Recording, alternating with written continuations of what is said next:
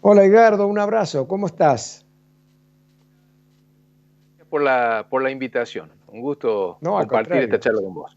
un gusto charlar contigo. Bueno, ¿qué visión tenés hoy vos de esta Argentina tan especial que tenemos? Sí, me parece que para hacer una introducción al análisis, convendría recordar que hace unas horas más de un año que la Argentina decidía poner el desafío de su presente en una agrupación política, el Frente de Todos, que actualmente es el Gobierno Nacional. Encabezado por el presidente Alberto Fernández, la fórmula, y con Cristina, que había hecho el repliegue hacia la vicepresidencia. Yo sostengo que, y vengo sosteniendo que en aquel momento se le abrió al gobierno un desafío enorme que significaba lograr alinear tres planetas muy difíciles de tener en línea. El primer planeta que tenía que alinear era que funcione un experimento político inédito, al menos desde la restauración democrática para aquí. Esto de que dentro de la conformación de la fórmula presidencial hay una especie de esquema de poder asimétrico. O sea, el personaje poderoso más fuerte está abajo, en la vicepresidencia. Y en el puesto institucionalmente más relevante, que es la presidencia de la nación, un dirigente sin poder propio, delegado, vicario, que no tiene incluso un caudal electoral propio ni una agrupación propia dentro del esquema de la coalición de gobierno, es decir, un esquema de poder invertido y asimétrico. El poder está abajo y la presidencia, que debería ser la cabeza, no lo es, sino que está sometida a una jefatura que institucionalmente está en un nivel inferior. Eso tenía que funcionar. Básicamente ese esquema tenía que funcionar, era un experimento.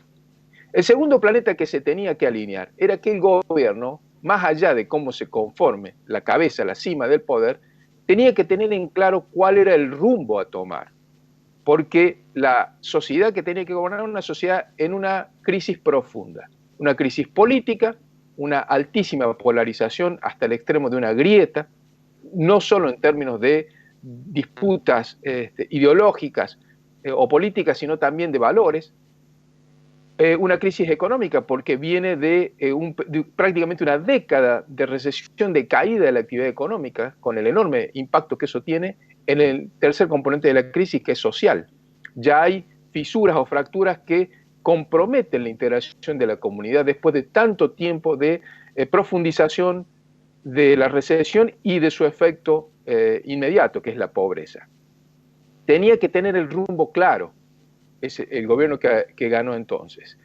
Ese es otro planeta, el segundo. Y el tercer planeta que tenía que alinear es que además, como la salida no es fácil, como la salida implica esfuerzos profundos de la sociedad, tenía que convencer a la sociedad, lograr consenso, legitimidad, para que haga ese esfuerzo, para que pueda soportarlo y dejarle en claro cuál es el horizonte de llegada y cuáles son los plazos tentativos de llegada para que acompañe la sociedad ese esfuerzo conducido por el gobierno. Fíjate vos qué grande el desafío, Rubén. Alinear tres planetas muy difíciles. Bueno, esa era la situación del país. La carta que ha publicado la vicepresidenta hace unas horas nada más nos puede servir más allá de la comidilla de si va en respaldo o no de alguien, si hace una crítica interna o no, que obviamente son todas lecturas muy válidas y muy valiosas, además, para entender la dinámica del poder actual. Yo la utilizaría para poner en perspectiva, en relación a aquel desafío donde había que alinear los tres planetas. ¿Qué dice la jefa política del gobierno de cómo está hoy ese desafío? Bueno, Cristina empieza diciendo que la situación está muy mal, que hay un freno económico agobiante y una pandemia, una crisis sanitaria que es una secuencia de idas y vueltas de retrocesos permanentes. Brote, contagio y retroceso, dice ella. Brote, contagio y retroceso. Es un cuento de nunca acabar. Lo digo mal, no es, la expresión no es un cuento de nunca acabar, es un proceso que parece no tener fin. Esa es la realidad según Cristina. Pero dice que esto, que solamente genera un altísimo grado de incertidumbre, por lo menos les deja a ella tres certezas. Deberíamos decir más bien que son convicciones de ella, pero ella le dice certezas. Bueno, le concedamos eso. ¿Cuáles son las tres certezas que a Cristina le despiertan la crisis? La primera, ella sostiene que está cansada de esto de que digan que el presidente es presidente títere, un presidente vicario, que es un presidente delegado, que no tiene poder propio. Ella dice, no, acá el poder político lo tiene el presidente de la nación y no yo. Lo primero que está diciendo es que ella tiene la autoridad para decir quién tiene el poder. Ergo, no hace falta avanzar mucho en la conclusión. Lo segundo que dice es una reivindicación acerca de las condiciones en las cuales ella ejerció el gobierno. Con algunos datos, algunos objetables o no, recordemos que ella terminó su gobierno con el INDEC roto, con lo cual no hay estadísticas muy fiables respecto de una evaluación objetiva de su gestión, pero lo concreto que ella dice es que había adoptado un rumbo de gobierno y que sus opositores, dentro de los cuales hace una gran mezcolanza entre los opositores políticos, el poder judicial, los empresarios y sus prejuicios antiperonistas, dice, el poder mediático, todo eso, digamos, destruyó esos avances y puso de vuelta al país en condición de derrumbe. Es decir, la segunda certeza que tiene es que ella gobernó muy bien y luego sus críticos destruyeron ese proceso. Y la tercera certeza que ella propone es que pese a eso, como la situación actual de la economía es tan crítica y el emergente de esa situación crítica es la cotización del dólar, que no tiene freno, que no tiene control, propone hacer un gran acuerdo social y político con los mismos opositores a los cuales ella acaba de destratar en la certeza anterior, con los sectores sociales a los cuales los ha acusado, digamos, de boicotear su gobierno y de perjudicar a la sociedad, con los medios, con los políticos, en fin. Un acuerdo con aquellos que, según ella, destrozaron todo para frenar el dólar. ¿A qué conclusiones podemos llegar? Yo diría que por lo menos a tres conclusiones, Rubén. La primera es que el experimento de poder delegado de la vice al presidente no está funcionando. Es decir, el primer planeta que había que alinear no está alineado. Lo único que se ve es que la credibilidad del presidente se va degradando día a día. Prácticamente todos los sondeos de opinión indican que el atributo que más se le critica a Alberto Fernández es la falta de credibilidad. Y curiosamente, una gran mayoría de la sociedad cree que quien más conspira contra la credibilidad de Alberto Fernández, además de las contradicciones del propio Alberto Fernández, es Cristina.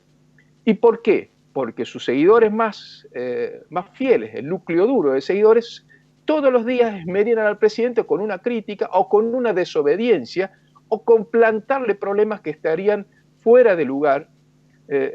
Tomo el tema de las usurpaciones, por ejemplo, después hago un parrafito sobre eso, que lo que hacen es desacomodarlo al presidente dentro de los ejes centrales de su agenda.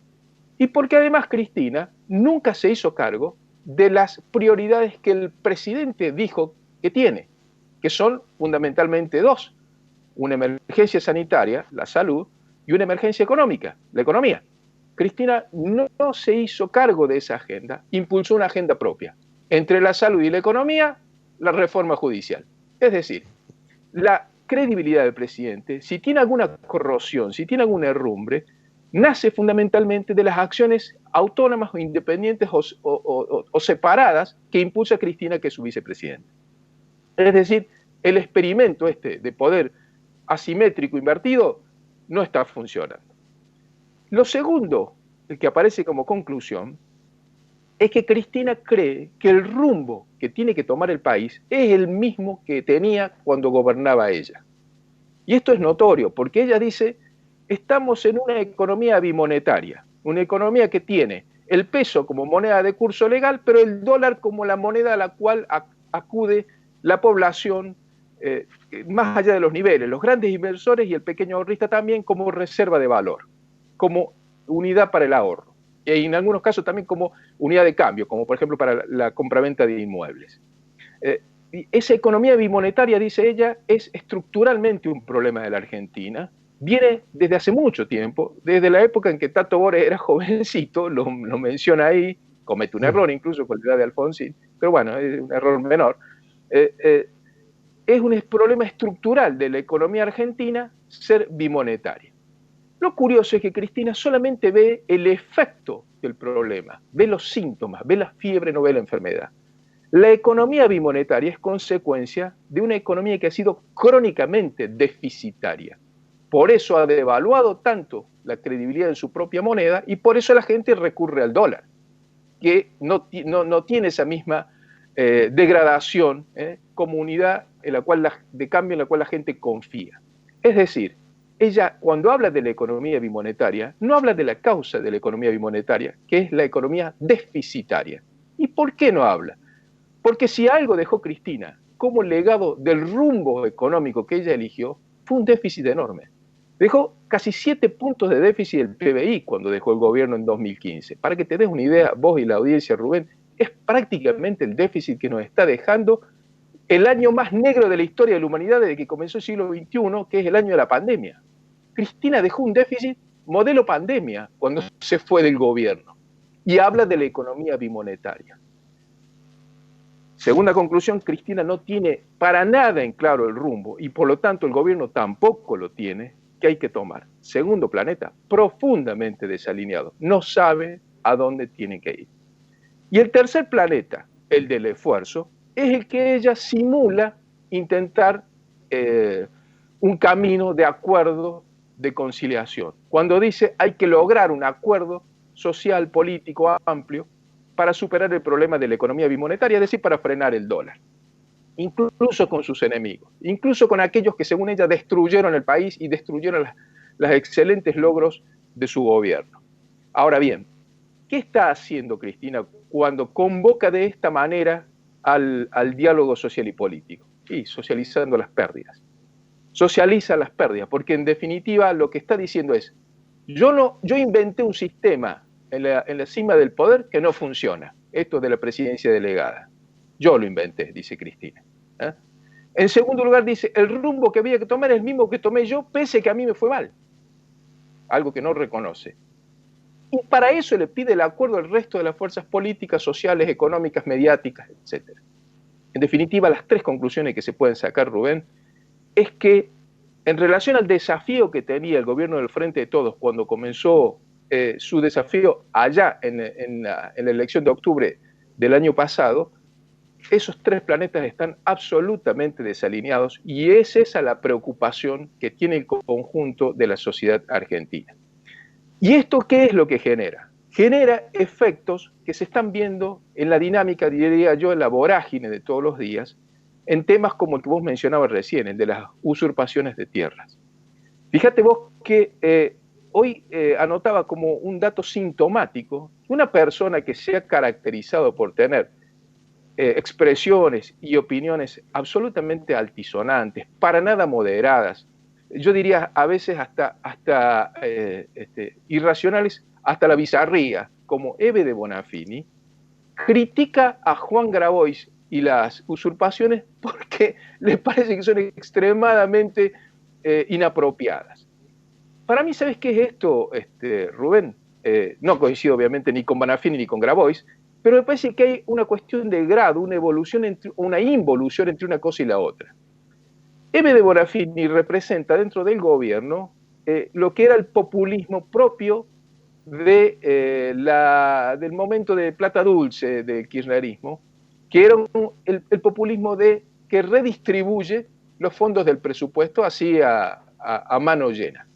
Un populismo que yo diría es presupuestívoro. Agarra el presupuesto y se lo devora, lo deglute, y con la bandera teórica de la redistribución lo que hace es ir reforzando estructuralmente las condiciones de sumisión y de pobreza de los sectores más bajos o más postergados de la sociedad.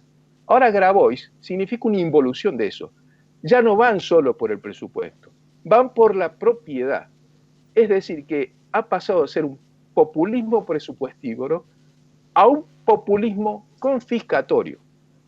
Y esto claramente es muy, muy grave, porque lo único que preanuncia son tensiones sociales mucho más profundas.